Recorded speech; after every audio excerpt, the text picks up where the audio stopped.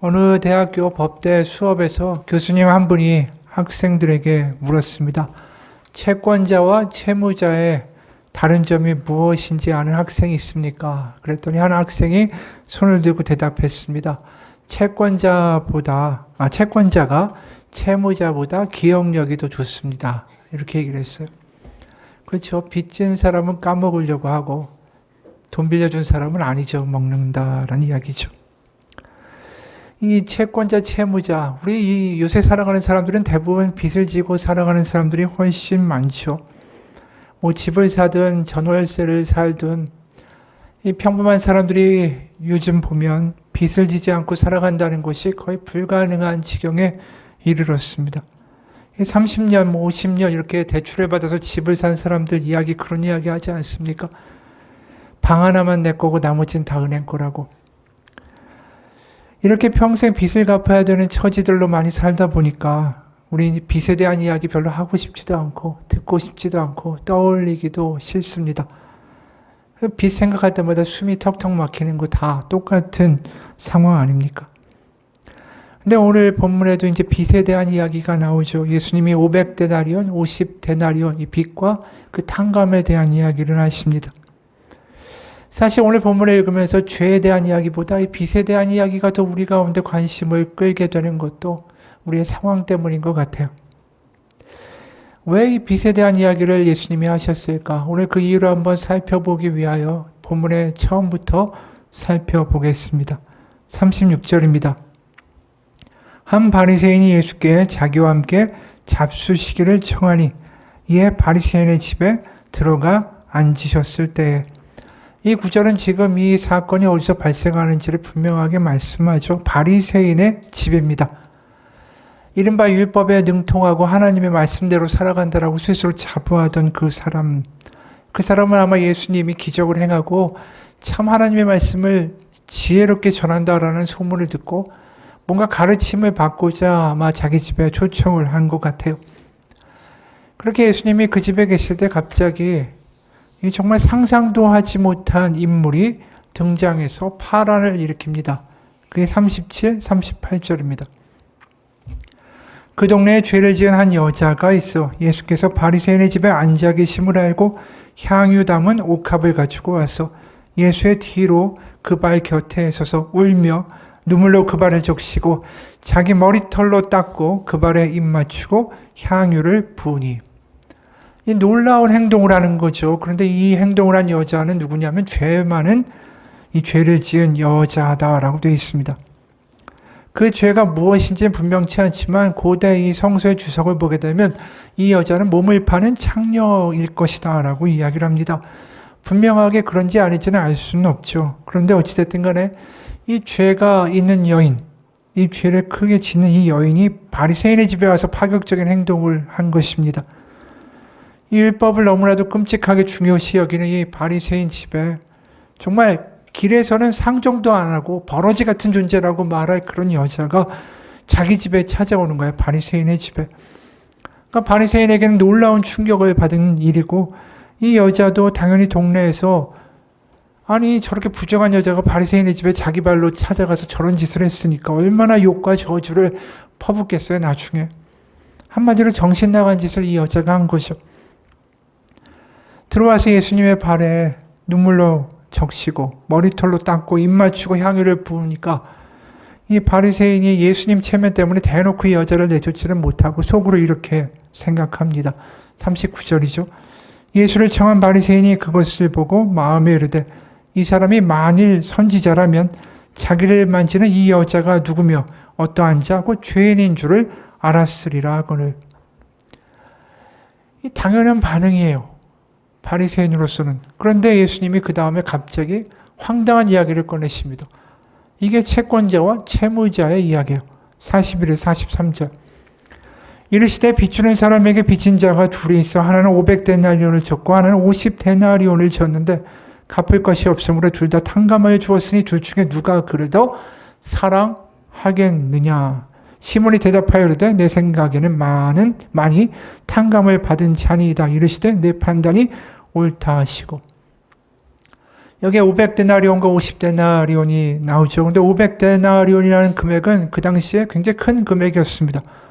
한 데나리온이 건장한 성인 남성이 하루 종일 노동을 해야 받을 수 있는 임금이었기 때문입니다. 그래서 고대 기록에 따르면 4인 가정이 4명의 가족 식구가 있는 그 가정이 1년 생활비가 120데나리온 정도가 들었대요. 그러니까 500데나리온이면 얼마든지 노예로 누군가를 팔고 살 수 있는 금액이었다라는 것입니다. 그래서 500데나리온을 탕감해 주었다라는 말은 그냥 빚을 탕감해 주었다라는 뜻이 아니라 이 채권자가 채무자를 얼마든지 노예로 팔거나 끌고 갈 수 있는 권리를 포기했다라는 뜻입니다. 그러니까 500데나리온, 50데나리온 이게 금액의 차이가 있다. 숫자적인 문제가 아니라 노예가 될 것을 풀어주었다, 자유케 해주었다라는 말을 500데나리온을 탕감해 줬다라고 표현한 것뿐입니다. 그러니까 노예가 될 수 있는 상황에서 벗어나게 해준 이런 상황에서 채권자에게 어떻게 하겠습니까? 그냥 감사만 할까요? 그럴 수가 없는 거죠. 그러니까 42절 이렇게 말씀하는 거예요. 갚을 것이 없으므로 둘 다 탕감하여 주었으니 둘 중에 누가 그를 더 사랑하겠느냐. 이 감사의 수준에서 머물 수가 없는 거죠. 500데나리온의 탕감을 받고 노예가 될 만한 상황에서 자유를 얻은 사람은 당연히 사랑할 정도까지 이르게 될 수밖에 없다라는 말입니다. 어쨌든 간에 지금 예수님이 하시는 이야기가 이 상황에 어울리는 이야기입니까? 사실 좀 맥락상 전혀 상관없는 이야기 같지 않습니까? 죄 많은 여인이 와가지고 난데없이 예수님을 만졌고 바리새인의 율법들이 부정한 여인이 자신을 만지는데도 그걸 허용하고 있는 예수님을 한심하게 생각하고 이 당연한 일이고 하나도 이상할 게 없어요. 그 상황에서 예수님이 갑자기 채권자, 채무자 이야기를 꺼내시는 거죠. 도대체 이게 왜 이런 말씀을 꺼내셨을까? 어쨌든 간에 이어서 예수님이 이런 말씀을 하세요. 44, 47절 그 여자를 돌아보시며 시몬에게 이르시되 이 여자를 보고 내가 네 집에 들어올 때 너는 내게 발 씻을 물도 주지 아니하였으되 이 여자는 눈물로 내 발을 적시고 그 머리털로 닦았으며 너는 내게 입맞추지 아니하였으되 그는 내가 들어올 때로부터 내 발에 입맞추기를 그치지 아니하였으며 너는 내 머리에 감람류도 붓지 아니하였으되 그는 향유를 내 발에 부었느니라. 이러므로 내가 내게 말하노니 그의 많은 죄가 사하여졌도다. 이는 그의 사랑함이 많음이라. 사함을 받은 일이 적은 자는 적게 사랑하느니라. 여기 말씀을 통해서 결국은 밝혀지는 건 뭡니까? 이 죄 많은 여인이 결국 탕감을 많이 받은 500데나리온의 탕감을 받은 여자라는 이야기를 하시는 거죠. 결국 이게 종합되면 무슨 결론이 이르냐면 죄를 짓는다라는 것은 빚을 지는 것과 같다라는 이야기가 됩니다. 결국 하나님께 죄를 짓는다라는 것은 하나님에게 빚을 지는 채무자와 같은 상황이 된다는 뜻이에요. 그래서 바리새인 시몬은 스스로 나는 거의 죄가 없다. 다시 말해서 나는 거의 채무가 빚이 없는 사람이다 라고 스스로 여기고 있다라는 뜻이 되는 거죠. 그래서 너는 내게 발 씻을 물도 주지 않았는데 이 여인은 눈물로 발을 적시고 머리털로 닦았고 너는 내게 입맞추지 아니했지만 이 여자는 내 발에 입맞추기를 그치지 아니하였고 너는 내 머리에 감람류도 붓지 않았지만 이 여인은 향유를 내 발에 부었다. 이렇게 대조적으로 말씀하시는 거죠. 여러분 이 대목이나 이 설명에 대해서 어떤 생각이 드십니까? 그러면 나는 채무자인가? 난 하나님께 빚을 지고 사는 사람인가? 솔직히 이 표현이 굉장히 낯설어요. 우리가 교회에서 흔히 듣는 말은 우리는 죄인입니다 라는 말이에요. 나는 죄의 노예이자 이 죽을 죄인인 나를 예수님이 십자가의 은혜로 나를 구원하셨다. 이런 이야기는 참 많이 듣습니다. 그런데 내가 하나님께 빚을 진 채무자다. 이런 표현은 잘 듣지도 않고요. 잘 말해 본 적도 없습니다. 사실 나는 죄인입니다. 나는 빚을 진 채무자입니다. 이 말은 비슷해 보이지만 굉장히 다른 의미를 가지고 있죠. 이 죄를 지은 사람에게는 분명히 그거에 대한 대가가 있습니다. 도덕적인 비난도 있죠. 전과자도 되고 감옥에도 당연히 끌려갑니다. 하지만 빚을 졌다고 우리가 빚 좀 있다고 해서 남한테 비난받고 바로 감옥이나 법정에 끌려가게 되지는 않죠. 다른 말로 죄인에게는 형법상의 어떤 처벌이 있지만 이 빚을 진다라는 것은 민사적인 어떤 책임의 문제 아닙니까? 게다가 우리 중에 뭐 빚 안 지고 사는 사람들이 얼마나 되겠어요. 다 채무자고 다 빚지고 사는데 내가 빚지고 사는 거에 대해서 어떤 송구함이나 창피함이나 탄식이나 뭐 이런 것들이 그렇게 많습니까? 범죄는 자신의 의지로 벌이는 것에 반해서 이 빚은 내가 지고 싶어서 지는 게 아니잖아요. 범죄는 내가 잘못한 행위라고 말할 수 있지만 빚은 내가 어쩔 수 없어 먹고 살려고 어려우니까 그래서 빚지는 거 아닙니까?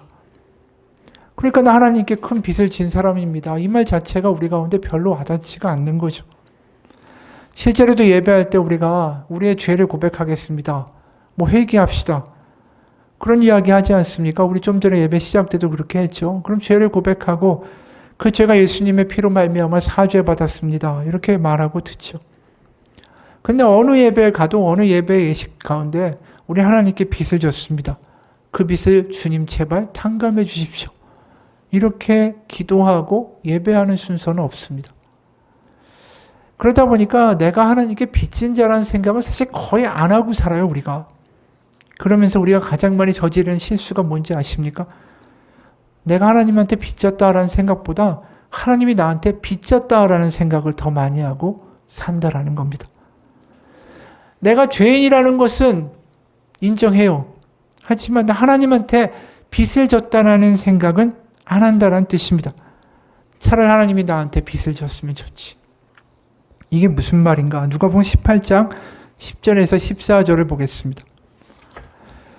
두 사람이 기도하러 성전에 올라가니 하나는 바리새인이요 하나는 세리라. 바리새인은 서서 따로 기도하여 이르되 하나님이여 나는 다른 사람들 곧 토색, 불의, 간음을 하는 자들과 같지 아니하고 이 세리와도 같지 아니함을 감사하나이다. 나는 일에 2번씩 금식하고 또 소득의 11조를 드린나이다 하고 세리는 멀리 서서 감히 눈을 들어 하늘을 쳐다보지도 못하고 다만 가슴을 치며 이르되 하나님이여 불쌍히 여기소서 나는 죄인이로소이다 하였느니라. 내가 너에게 이르노니 이에 저 바리새인이 아니고 이 사람이 세리가 의롭다 하심을 받고 그의 집으로 내려갔느니라. 무릇 자기를 높이는 자는 낮아지고 자기를 낮추는 자는 높아지리라 하시니라.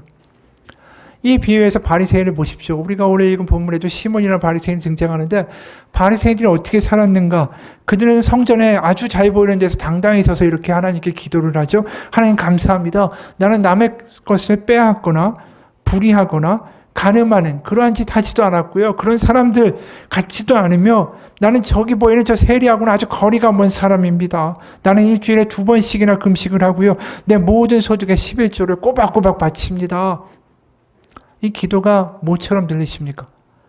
하나님께 뭔가 빚을 받으러 온 채권자가 하는 것 같아요. 내가 이렇게까지 헌신했고 이렇게 해드렸고 이렇게 경건하게 살았고 내가 돈으로도 하나님께 다 드리지 않았습니까? 이제 하나님 저한테 신세 갚을 때가 됐습니다. 라고 말하는 것 같아요.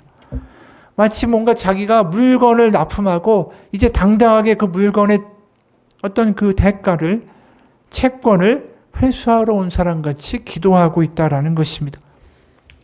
바리새인에게 전혀 이 채무자로서의 모습은 없어요. 채권자의 모습이죠. 근데 반대로 세리의 모습은 어떻습니까? 완전히 채권자가 아니라 채무자의 모습이에요. 아, 하나님 이 죄인에게 자비를 베풀어 주십시오. 이게 다른 이야기가 아니죠. 주님 저 파산했습니다. 제가 가지고 있는 걸로는 어떻게 할 바가 없습니다. 탕감해 주십시오. 결국 지금 우리가 읽은 걸 보면 의롭다라는 이야기를 듣는 이는 결국 누굽니까? 자신이 채권자가 아니라 하나님 앞에 채무자라는 인식을 갖고 있는 사람이에요. 채권자라는 인식을 갖고 있는 사람이 뭔가 문제가 있다라고 계속 지적하시는 거죠. 근데 아까 말한 대로 우리가 그런 짓을 많이 합니다. 내가 하나님 앞에 매주마다 죄를 졌습니다. 그리고 예수님의 피로 사함 받았습니다. 그렇게 생각하고 그렇게 고백하고 난 죄인입니다. 이렇게 늘 습관적으로 이야기하지만 내가 스스로 정말 하나님한테 빚을 진 채무자라고 생각하는 경우가 너무 적어요. 바리새인의 입장에 설 때가 훨씬 더 많죠. 수많은 간증들이 그래요. 어떤 간증들이 많습니까? 내가 간절히 기도했고요. 간절히 헌신했고 하나님한테 이렇게 바쳤더니 하나님이 나한테 이렇게 채워주시고 재물로 복을 주시고 이렇게 건강도 회복시켜주시고 이렇게 해주셨다라는 간증을 엄청나게 많이 합니다. 이게 뭐죠? 전형적인 내가 하나님한테 뭘 해드렸더니 그 채권에 대한 답으로 뭔가를 내가 회수했다라는 식의 이야기예요.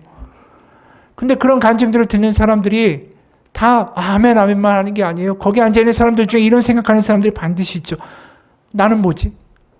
내가 하나님한테 그렇게 헌신하고 주일 예배 한 번도 빠진 적 없고 새벽 기도도 그렇게 가고 열심히 봉사도 했고 11조원금 다 빼먹은 적도 없는데 하나님 왜 저 사람한테는 저렇게 잘해주면서 나한테는 왜 그러냐고, 불공평하다고 이렇게 이야기하고 이렇게 생각하는 순간에 어떤 일이 벌어지냐면 나는 하나님한테 채권자가 되는 거예요. 바로 하나님은 나한테 채무자가 되는 거죠. 그뿐 아닙니다. 누군가 이런 생각을 하기도 합니다. 하나님, 왜 나를 이런 가정에서 태어나게 했습니까? 왜 이런 부모 밑에서 태어나게 했습니까? 내가 이 모양 이 꼬라지로 사는 것도 하나님 책임 아닙니까? 그렇게 생각하는 사람도 있죠. 누군가 또 이렇게 기도합니다. 하나님, 왜 나한테는 이렇게 아픈 자식을 주셨습니까? 왜 나한테는 이렇게 속만 썩이는 배우자를 주셨습니까? 저 기도하면서 다 한 거 아닙니까? 이거 하나님 책임져야 되는 거 아닙니까? 여러분, 우리가 예배에서 아무리 나는 죄인입니다. 100번 고백한다고 해도 10,000번 고백한다고 해도 내 속에서 하나님 나한테 빚졌다라고 생각하는 마음이 있는 한 아무리 신앙생활 열심히 해도 아무런 변화는 없습니다. 여러분, 이 자리에 내가 하나님께 채권자로 앉아 있습니까? 채무자로 앉아 있습니까? 이거 굉장히 중요한 질문인 거예요. 여전히 많은 사람들이 교회를 다니지만 여전히 나는 피해자라고, 난 억울하다고, 남이 잘못해서 내 인생이 이렇게 됐다고 하나님 탓을 하고 배우자 탓을 하고 부모 탓을 하는 사람들이 너무나도 많습니다. 드러내놓고 말은 하지 않지만 마음편 저 구석에 하나님도 나에게 빚졌다고, 부모도 배우자도 나한테 빚진 사람들이라고, 난 저 사람들에게, 그 상대방에게 얼마든지 화내고 원망하고 따질 권리가 있다고, 이런 생각을 하면서 앉아있을 수도 있다라는 겁니다. 근데 내가 이렇게 채권자고 남을 원망할 자격이 있고 이렇게 살아가는 사람들한테는 어떤 일들이 벌어지겠습니까? 늘 자신이 피해자니까 불행하고 한심할 뿐이에요. 내 인생에 감사할 것 없습니다. 그저 분노와 억울함만이 넘칠 뿐이죠. 다른 사람을 또 하나님을 어떤 채무자, 나에게 빚진 존재로 만들어버리고 나의 원망과 분노를 쏟아낼 대상으로 만들어버리는 순간에 내 인생은 내 스스로 망한 겁니다. 내 스스로가 내 인생을 순순히 받아들일 수가 없어요. 내 인생과 화해할 수가 없습니다. 그런데 생각해 보십시오. 오늘 본문에 나타난 이 죄, 많은 여인도 그런 과정을 거치지 않았을까요? 생각해 보면 이 몸을 팔고 싶어서 파는 사람이 세상에 어디 있습니까? 가난한 집에서 태어나서 아마 빚 때문에 팔렸을 수도 있겠죠. 아니면 집이 너무 가난해서 먹고 살려고 하다 보니까 그 일을 시작하게 됐을지도 모릅니다. 그 일을 시작하게 되니까 사방에서 저주와 욕설이 쏟아지죠. 그것뿐입니까? 하나님은 이런 저주까지 퍼부으십니다. 레위기 19장 29절. 너의 딸을 더럽혀 창녀가 되게 하지 말라. 음행이 전국에 퍼져 죄악이 가득할까 하더라. 이 여인은 세상에서도 율법에서도 아주 끔찍한 죄인이 됩니다. 이런 삶을 살게 된 이 여인의 마음 가운데 원망과 분노가 없었을까요? 자신의 이 찢어지게 가난한 처지, 자신을 팔아버린 부모, 그리고 어쩔 수 없이 이렇게 살아가고 있는 나를 저주하는 하나님, 다 원망스럽지 않았을까요?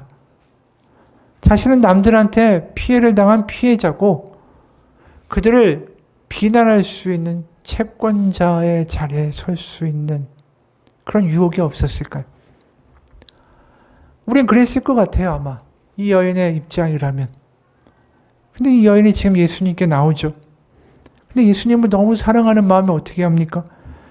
그분의 발에 눈물을 떨구고 머리털로 발을 닦고 향유를 바르고 입을 맞추고 주변 사람들이 어떻게 볼까 신경도 안 써요.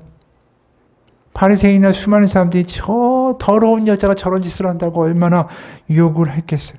근데 당당하게 이런 행동을 합니다. 주변 사람들이 불쌍한 인생, 억울한 인생, 죄인에다 버러지 같은 인생이라고 아무리 말하고 속으로 그렇게 생각한다고 해도 그게 이 여인한테는 지금 한이나 억울함으로 와닿지가 않습니다. 놀라운 거죠. 자신의 인생과 화해한 모습이에요. 지금 완전히. 이게 기적이죠. 이걸 거듭났다라고 말할 수 있는 거 아닌가요? 이게 새로운 피조물이라고 말할 수 있는 거고 이게 예수를 믿는 사람의 모습인 거죠. 분명히 피해자인데 우리가 볼 때 분노하고 억울하게 할 수 있는데 분명히 남 탓할 수 있는데 자신 남에게 분노할 권리가 있다라고 말할 수 있는 사람인데 지금 전혀 다르게 살아가고 있어요. 왜 그럴까? 자신이 가지고 있는 자신은 피해자고 남을 비난할 수 있는 권리를 가지고 있는 채권자고 이런 생각이 지금 사라진 거예요. 그리고 어떤 생각이 있는 거죠?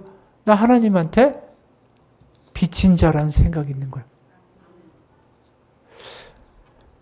하나님과 남들한테 피해를 당한 사람이라는 생각이 아니라 내가 지금 하나님께 빚졌다라는 생각이 이 여인한테 지금 있는 거죠. 그리고 빚을 탕감받았다라는 은혜가 있는 거예요.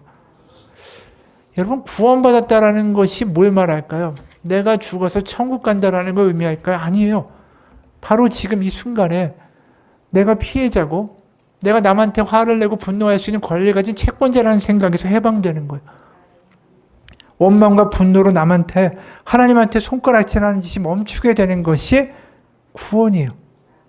근데 어떻게 채권자고 피해자인 사람에서 어떻게 갑자기 빚진 자고나 채무자라고 말할 수 있는 자리로 옮겨갈 수가 있을까? 한 이야기를 소개합니다.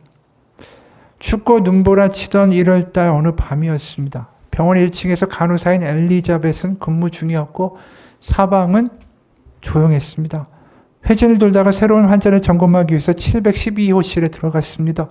그 방에는 윌리엄스라는 남자가 있었는데 심장마비로 입원을 했고 저녁 내내 불안정해 보이고 뭔가 부산해 보였습니다. 그의 방문이 열렸을 때 그는 몸을 벌떡 일으켜 세워서 뭔가를 쳐다보았습니다. 그리고는 간호원이 들어오는 것을 보는 순간에 실망한 듯 보였습니다. 분명히 그는 누군가가 오기를 기대하고 기다리는 눈치였습니다. 간호사 엘리자벳이 그 남자의 진료 차트를 보고 나서 지금 몸 상태가 어떤지를 묻습니다. 그러자 그는 뭔가를 아주 부탁하고 싶다는 듯 망설이다가 눈가에 눈물이 그득한 채로 자신의 딸에게 전화해달라고 그리고 심장마비에 걸렸다라고 말해달라고 했습니다.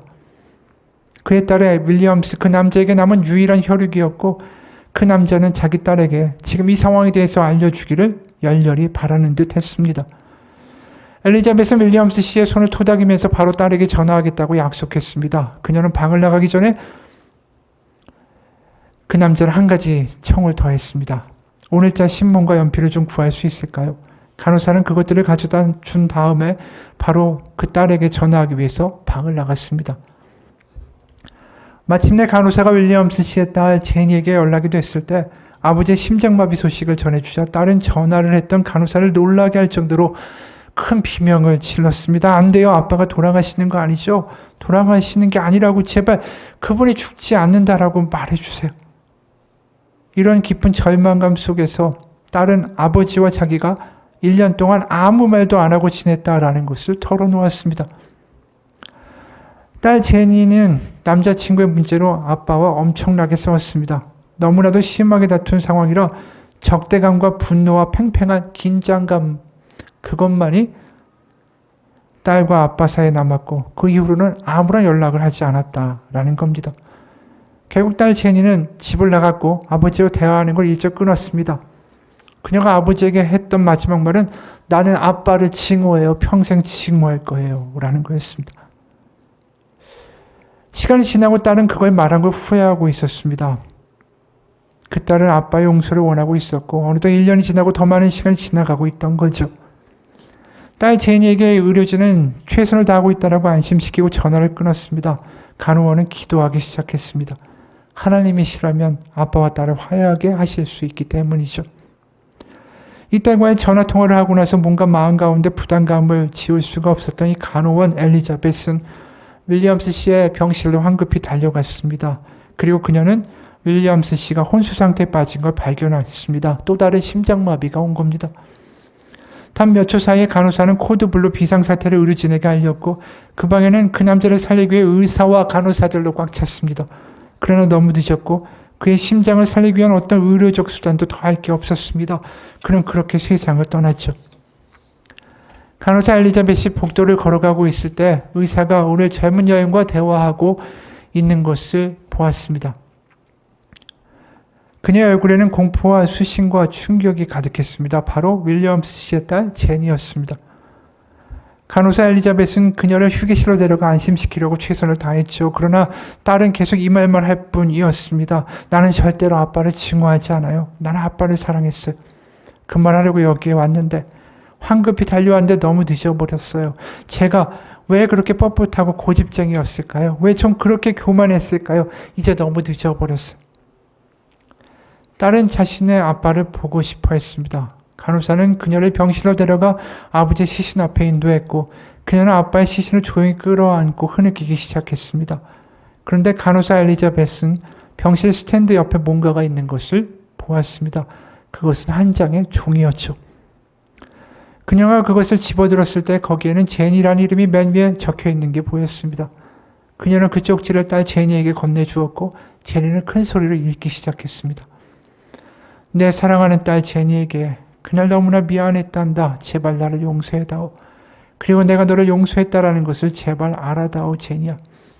네가 나를 사랑하는 걸 알아. 그리고 내 온 맘 다해 너를 사랑한단다. 그것을 제발 잊지 말렴 아빠가.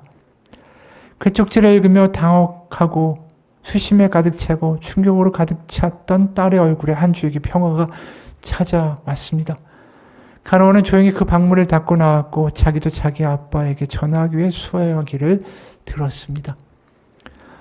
여러분 이 이야기를 보면서 무슨 생각이 드십니까? 우리가 비난하고 비판하고 때로는 이게 다 하나님 탓이라고 말할 때도 하나님은 우리를 향한 사랑과 은혜를 잊지 않으신다는 뜻입니다. 우리가 골고다 언덕에 예수님이 십자가에 매달려 있는 그런 장면을 우리가 보게 된다면 뭘 보게 되겠습니까? 예수님의 십자가에 박혀있는 그 머리맡에 하나의 명패가 달려있죠. 성경에 말한 대로 그것은 이 남자는 하나님의 아들이다라는 것일 겁니다. 하지만 그 배의 뒷면을 보게 된다면 우리는 또 이 글을 보게 될 겁니다. 나의 가장 사랑하는 딸아, 아들아, 내가 너를 용서한단다. 네가 나를 사랑하는 거 알아.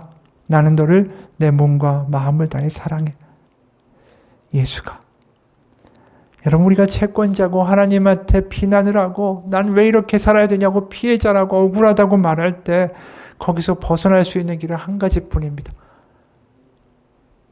내가 하나님의 사랑에 비친 자라는 것, 그거 하나뿐이에요. 하나님을 원망하고 때론 이해 안 가는 상황 가운데 몹쓸 말도 하고 내 인생을 끌어안을 수 없다라고 내 인생 스스로 한심하다고 이야기할 때에 그럴 때도 주님 우리를 떠나지 않고 안타까운 눈길로 우리를 바라보십니다.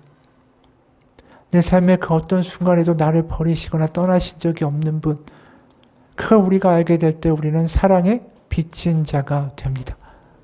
우리 삶에 이러한 일이 왜 일어나는지는 몰라요. 하지만 비난하고 원망하고 아이처럼 발버둥 칠 때도 우리를 저주하거나 버리시지 않는 그 사랑, 우리는 사랑에 빚진 자라는 거죠. 동영상 하나를 보겠습니다. 네. 참 어려운 얘기 같아요. 네. 어떠세요? 그러니까 네. 다른 사람들은 그랬고 우리 네. 목사님은 과연 어떻게 잘하셨을까요? 목사님도 네. 아까 그런 가정이 아닌 화목하게 사랑을 많이 받으셨을 것 같은데 어떠셨어요? 아니요, 겉으로 봤을 때는 굉장히 밝고 그런데 저도 굉장히 어떻게 봐서는 아니라 그냥 엮이는 가정에서 자란. 그래요? 네, 엮이는 가정에서 자랐습니다. 저는 어렸을 때 굉장히 저는 생각해 보면 항상 아버지가 화나 있었고 어머니는 항상 울고 계셨고 그게 제 어린 시절에 거의 기억에 다해요. 아까 그 유형에 있는 가정이에요. 네, 부모님 난 약간 떠올리는. 반대였는데. 네. 엄마는 화나 있고 아빠는. 저희는 그래서 항상 보면 이제 와서 생각해 보니까 아버지가 각종 중독에 또 빠져 계셨어요. 이미 도박이라든지 뭐 여성 편력, 그러니까 성중독이라든지 이런 부분에 있어서 굉장히 심각하게 중독이셨고 저희 어머니도 실은 뭐 저희가 중독에 대해서 얘기할 때 관계 중독이라는 게 있는데 이 관계 중독이라는 게 이제 사랑 중독이죠. 그러니까 그런 그게 것도 있어요? 네. 너무 이제 그 관계에 대한 결핍으로 인해서 예. 이게 아닌 걸 알지만 끊어내지 못하는. 네. 네. 그래서 그런 요즘 것도 중독이 되는군요. 네. 그래서 관계 중독이라는 것을 이제 어머니도 겪으시고 또 예. 그런 가정, 중독 가정에서 자라다 보니까 저도 이제 중독자로 지낼 수밖에 없었고. 어떤 중독자를? 저 같은 경우에도 굉장히 일 중독이나 관계 중독적인 측면이 너무 강했고, 그래서 각종 중독에 빠졌는데, 아직도 생각나는 건 아버지가 이제 뭐 폭력적이거나 이랬을 때, 제가 초등학교 4학년 때인가? 네. 그때 이제 친구를 데리고 집에서 놀려고 친구를 데리고 갔는데, 아파트가 이제 저희는 엘리베이터가 없는 낮은 아파트였는데, 네네. 걸어 올라가는데 아파트 모든 주민들이 밖으로 다 나와 있더라고요. 왜? 불이 그래서 났나? 왜 나왔지? 그러고 친구랑 손잡고 이제 올라가고 있는데 아파트 계단이 다 물로 젖어 있는 거예요. 그래서 왜 물로 젖어 있지? 그러고 이제 올라가는데 사람들이 이제 수근거리기 시작하는 거죠. 저를 보고. 그래서 뭔가 안 좋다. 근데 이제 저희 집으로 걸어 올라갈수록 이제 아버지의 소리 지르는 소리, 엄마의 우는 소리가 이제 복합적으로 이제 막 들리니까 제가 그때 이제 친구를 중간에 그냥 돌려보내고 혼자 이제 탁 들어갔더니 이제 아버지가 어머니를 폭행하고 계셨고 그 가운데서 집은 아수라장이 됐고, 그러니까 집에 큰 어항이 있었는데 그게 깨지면서 이제 물이 그래서 흐른 물이 흘렀던 거죠. 그래서 그게 저한테는 굉장히 큰 트라우마로 남아 있어요. 4학년 때 일인데. 네, 4학년 때니까. 그래서 그렇게 하다가 빨리 벗어나서 사람들한테 도움을 요청해야겠다라는 생각이 들어서 문을 열고 도망쳐 나와서 길거리에 있는 사람들을 붙잡고 살려달라고 도와달라고 했던 기억들도 있고. 그래서 이런 엮이는 가정에서 살다 보니까 네네. 어떻게 봐서는 저도 그런 아픔이 있었고 그런 중독에 빠지기도 했었고 그랬기 때문에 어떻게 봐서는 지금 그런 친구들을 상담할 때 더 공감이 되고 왜 그러는지 이해가 되는 거죠. 근데 진짜 저도 약간 엮이는 가정에서 자랐거든요. 내가 행복한 결혼 생활에 대한 훌륭한 오답 노트를 갖고 자랐다는 생각이 들더라고요. 네, 그래서 저는 제가 행복한 결혼 생활을 하는 데 있어서 부모님이 본의 아니게 굉장히 큰 역할을 하셨다고 생각합니다. 맞아요. 이렇게 또 반면 거울을 삼아서 정말 잘 극복하시는 분들인데 정말 훌륭하신 거고 이게 바로 하나님의 은혜죠. 보통은 또 그것 때문에 그런 장면을 목격했을 때 막 가출하는 청소년도 많고 네. 오히려 반항하고 싶어지는 네. 경우가 많잖아요. 네. 그럼 그렇게 4학년 때 후에 사춘기가 되셨을 거 네. 아니에요? 사춘기 때는 어떠셨어요? 더 커가면서 더 실제로 보고 느끼는 것이 더 강해졌을 거 아니에요? 그렇죠. 네. 제가 그렇게 하고 나서 초등학교 때 두 분이 이혼을 하셨고. 이혼하셨어요? 네, 네. 그래서 엄마 집, 아빠 집 왔다 갔다 하면서 이렇게 살다가 결국에는 중학교 1학년 때 이제 아버지가 갑자기, 초등학교 때 그 전이죠. 아버지가 갑자기 병으로 쓰러지셨어요. 네. 이혼하시고 나서 네. 병으로 갑자기 쓰러지셨는데 쓰러지시고 나서 아버지가 이제 그 옆에 있던 여성들이 다 이제 사라지고 나니까 여성들이에요? 사라지고 나니까 이제 아버지가 다시 어머니에게 요청을 하셨죠. 꼭 그러더라고요. 아프시니까. 예. 그때 이제 시한부 판정을 받으셨었거든요. 아. 그래서 저희 어머니가 근데 아버지를 다시 받아주셨고, 예. 그래서 어머니가 기도하셨고, 그래서 기한을 넘겼어요. 죽는다고 하는 기한을 넘겨서 잘 이렇게 사나 싶었는데 이게 어느 정도 몸이 또 괜찮아지시다 보니까 다시 또 어머니를 또 이렇게 하는 일이 일어났죠. 그러면서 저의 안에 그때 그냥 어린 마음에 그때가 제가 이제 초등학교 고학년이고 중학교 1학년쯤이었는데 하나님한테 기도하면서 그런 얘기를 했던 것 같아요. 기도하면서 하나님 너무 힘들어요. 우리 아빠 좀 그냥 데리고 갔으면 좋겠어요. 우리 아빠만 없으면 우리 가족은 행복할 텐데. 예. 근데 이렇게 얘기하고 나서 너무 허망하게도 얼마 지나지 않아서 아버지가 갑자기 돌아가셨어요. 근데 그러고 나서 이게 저한테는 상당히 큰 우울증으로 왔죠. 왜냐면 중학교 때. 내가 기도를 해서 아빠가 죽었구나. 실은 이것 때문에 심각하게 우울증을 알았어요. 그러니까 저는 그때는 이제 제가 이게 우울증인지도 몰랐고 네. 그랬는데 친구들이랑 막 앞에서 깨르르 웃다가 갑자기 뒤돌아서면서 우는 거예요. 그러니까 친구들도 너 왜 그래? 이럴 정도로. 그러니까 심각했죠. 그 당시에는. 그래서 극단적인 선택도 여러 번, 시도도 여러 번 했었고. 학창 시절에요? 네, 그랬죠. 그래서 저희 어머니 아마 이 방송 보시면 깜짝 놀라실 텐데 어머니 모르셨어요? 네, 어머니한테는 이런 얘기를 할 수가 없었던 게 내가 이렇게 한다는 걸 우리 가족이 알면 엄마는 나 때문에 더 불행해지겠지? 그렇죠. 라는 생각이 있어서 그러니까 그런 마음이 더 저를 우울하게 만들었던 것 같아요. 점점 더 그 고통이 심해지지 않았을까 싶어요. 네. 특히 이제 뭐 아버님도 안 계시니까 뭐 경제적인 어려움부터 네. 여러 가지로 이제 나는 커가면서 네. 더 많이 보고 느끼게 되는데 네. 그럼 중학교, 고등학교 시절에 더 심해졌을 거 아니에요, 그 병이. 네, 더 심해졌고 네. 실은 어머니가 중간에 이제 저희 두 딸을 혼자서 키우셔야 됐으니까 네. 그래서 과로로 쓰러지셨어요. 24시간 편의점을 혼자 운영하셨었는데 아유, 네, 가게 따님들이 계속 좀 계시고. 도와주시죠. 근데 그때 제가 중학교 1학년, 제 어리니까. 여동생은 초등학생. 아. 그러다 보니까 그러다가 어머니가 2번이나 과로로 쓰러지시고 나서 더 이상 이제 회생 불가하다. 그러니까 한 번 더 쓰러지면 엄마가 아. 더 못 일어나실 수도 있다라는 네. 이제 이야기를 듣고 그러고 나서 온 가족이 그때 이제 뿔뿔이 흩어지게 됐어요. 네. 그러니까 그러면서 어린 시절에 정말 찢어지게 가난했는데 이게 더 이상 나아지질 기미도 보이지 않고 그래서 여러 번 아무튼 10대를 가만히 돌이켜서 생각해 보면 참 아팠고 참 그냥 암울했다라는 생각밖에 안 들 정도로 네, 그랬었죠. 근데 그러면 굉장히 그 절망적이었을 거 아니에요. 네. 그럼 극단적인 선택을 할 정도였으면 거의 뭐 생사의 사선에 서 있었던 것인데 네. 그때 어떻게 하나님을 그 당시에 좀 인격적으로 만나게 됐나요? 저는 솔직히 어렸을 때 엄마 때문에 네. 손에 이끌려서 이렇게 흔히 얘기하는 모태신앙 엄마만 교회를 열심히 다니셨거든요. 그래서 같이 따라다니면서 이제 모태신앙으로 자랐지만 신앙은 없었어요. 그러니까 제가 항상 교회를 나갔던 이유는 우리 엄마를 행복하게 웃게 만들 수 있는 방법이 제가 교회를 가는 것밖에 없었기 때문에 네, 그래서 나갔어요.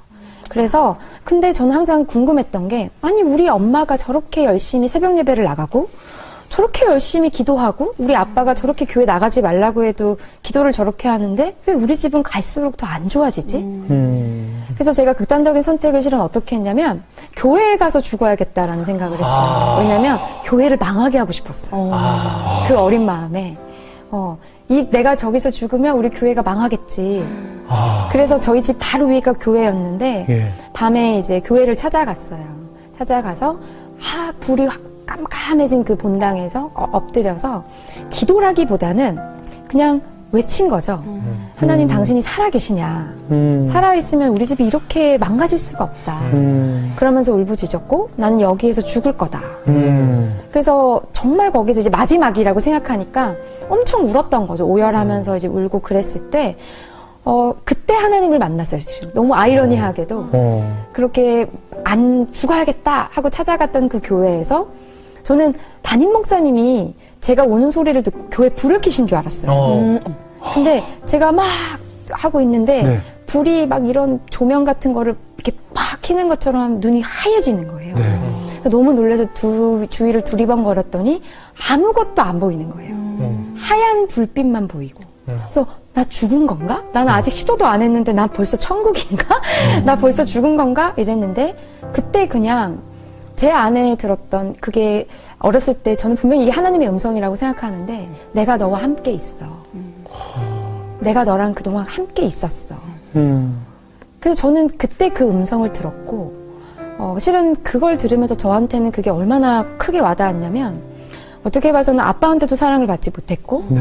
저희 어머니는 그런 상황 속에서 어린 여동생을 챙기고 살기 바쁘셨고 네. 그래서 항상 어머니는 저를 거의 그냥 말로는 하나님께 너를 맡긴다라고 하셨지만 어머니가 저까지 돌볼 여력이 없으셨던 거죠. 그래서 버림받았다고 생각했는데 내가 너랑 함께 있었어 라는 이 말이 저한테는 다시 살아야겠다라고 하는 강력한 메시지로 오더라고요. 그래서 그때 알았어요. 하나님이 믿지는 않지만 살아있구나 이분이. 네, 그래서 그때부터 한번 교회를 열심히 나가보자 해서 설교도 열심히 듣기 시작했던 것 같아요. 이 고백하는 내용은 다른 게 아닙니다. 끔찍한 집안 환경 속에서 불행을 감당하며 살게 하니 하나님한테 분노했고 교회 가서 자살해서 복수하겠다라고 생각한 거죠. 자신의 망한 인생을 하나님한테 따질 권리가 있다. 자신은 채권자라고 생각한 겁니다. 그러나 그곳에서 하나님을 만나죠. 그리고 그 음성을 듣습니다. 내가 그동안 너와 함께 있었다고. 그게 하나님의 사랑의 음성이었습니다. 왜 이런 가정에서 태어났고 왜 이런 부모 밑에서 자라게 됐는지 이유는 모르죠. 그러나 하나님의 그 음성, 내가 너를 떠난 적이 없고 내가 너의 모든 상황을 안다라는 그 말이 이 소녀를 다시 살게 한 겁니다. 자신이 하나님한테 얼마나 모지게 말했고 얼마나 하나님을 비난했는데도 불구하고 자신을 끝까지 긍휼과 사랑과 애통의 눈으로 지켜보셨던 그 하나님의 사랑, 그분의 존재를 알게 되는 순간에 자신은 채권자가 아니라 사랑의 빚진 자라는 것을 알게 된 거죠. 여러분, 우리가 다른 사람을 비난하고 하나님을 비난하고 하나님 탓을 하면서 살아갈 때 우리는 절대로 행복할 수 없습니다. 감사도 사라지고요. 기쁨도 사라지고 그저 분노만이 나를 잠식해 갈 뿐입니다. 내가 하나님과 화해할 수 없다면, 내가 하나님 앞에서 그 사랑의 빚진 자가 될 수 없다면 나는 내 인생과도 화해할 수가 없습니다. 내 인생은 망가졌고 누군가에 의해서 피해 입었고 이렇게 만든 이들에 대한 분노만이 남기 때문입니다. 스스로를 망가뜨리는 거죠. 여러분, 내 삶과 지금 내 삶이 마음에 안 들고 힘들기도 하고 엉망이기도 하고 왜 이렇게 되었는가 알 수도 없고 남에게 분노할지도 모르지만 그 엉망인 내 삶과 화해하는 길은 하나님 앞에서 빚진 자가 되는 것뿐입니다. 그리고 내 이 엉망인 삶 속에 나 혼자만이 던져져 있는 게 아니라 그 아픔과 고통과 슬픔과 눈물의 나날 가운데 나를 바라보시고 함께 하시는 주님이 계신다라는 그 감격이 회복되기를 소원합니다. 나를 향한 주님의 긍휼의 눈물이 경험될 때 우리는 주님의 사랑에 빚진 자로, 그녀의 자녀로 다시 살아갈 수 있는 용기를 얻습니다.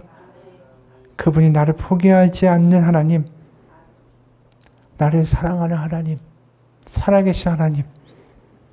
그럴 때 엉망이고 뒤죽박죽인 내 삶도 끌어안을 수 있습니다. 우리가 보았던 이 영상에 이분이 한 가지 간증을 더합니다. 같이 보겠습니다. 길이 있었나요? 참 감사한 건 네. 제가 중학교 1학년 때 그렇게 신비한 경험을 하고 나서 그 다음에 사람이 안 바뀌더라고요, 쉽게. 그럼요. 그래서 계속 사고를 치고 힘들게 하고 그러다가 실은 그때마다 근데 참 감사했던 건 돌이켜보니 부모님께 받지 못했던 사랑을 저는 항상 교회에서 받았더라고요. 네. 항상 제가 막 사고를 치고 그래도 항상 저를 위해서 울어주시고 막 웃어주시고 네. 손잡아주시고 했던 분이 계셨어요. 제가 고등학생 때 네. 한참 때 이제 고등학생 돼서도 방황기가 이제 있었는데 네. 겉으로 방황기는 아니었지만 속으로 엄청난 방황을 하고 있었을 때였거든요. 네.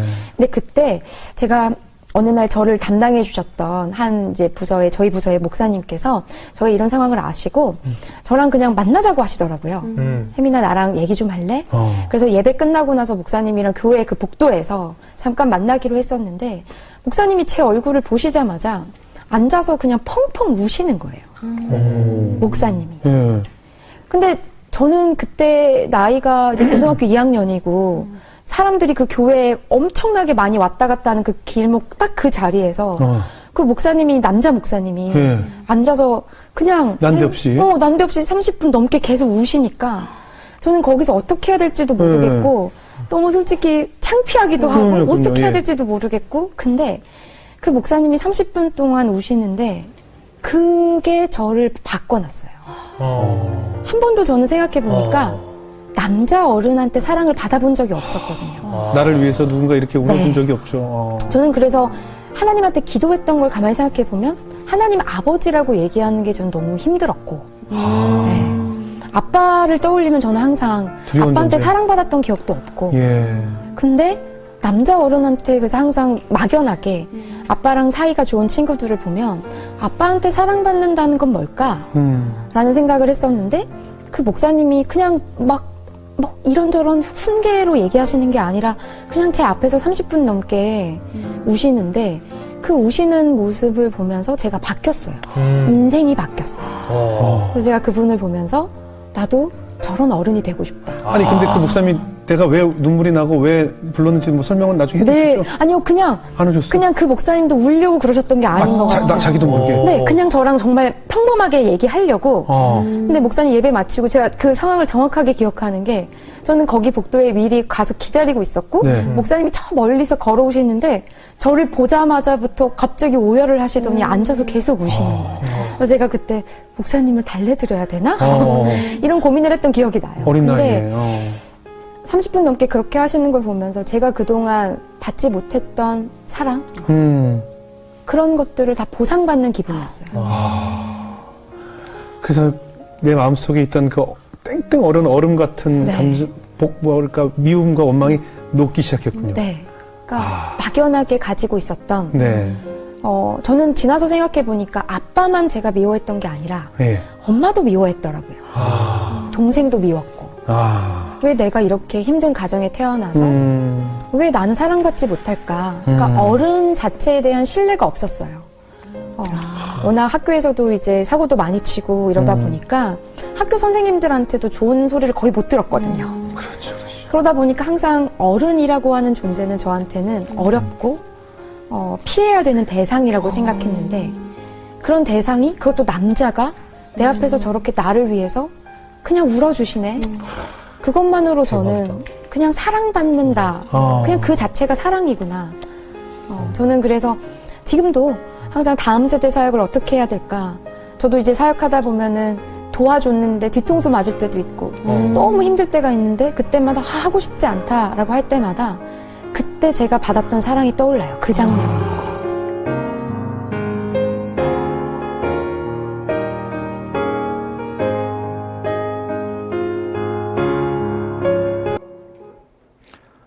여러분 입이 간직합니다. 자신의 얼굴을 보자마자 펑펑 울어주던 그 목사님의 눈물, 그게 자신을 살렸다고. 그게 하나님의 눈물이었죠. 이 목사님이 30분 동안에 그 복도에서 펑펑 울 수 있는 그것은 하나님이 주신 마음이었습니다.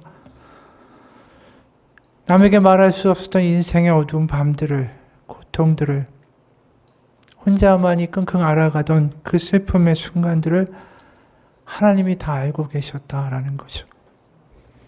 말할 수 없는 그 하나님의 사랑, 그 사랑에 빚진 자가 되니까 자신의 엉망인 삶도 끌어안을 수가 있게 된 것입니다.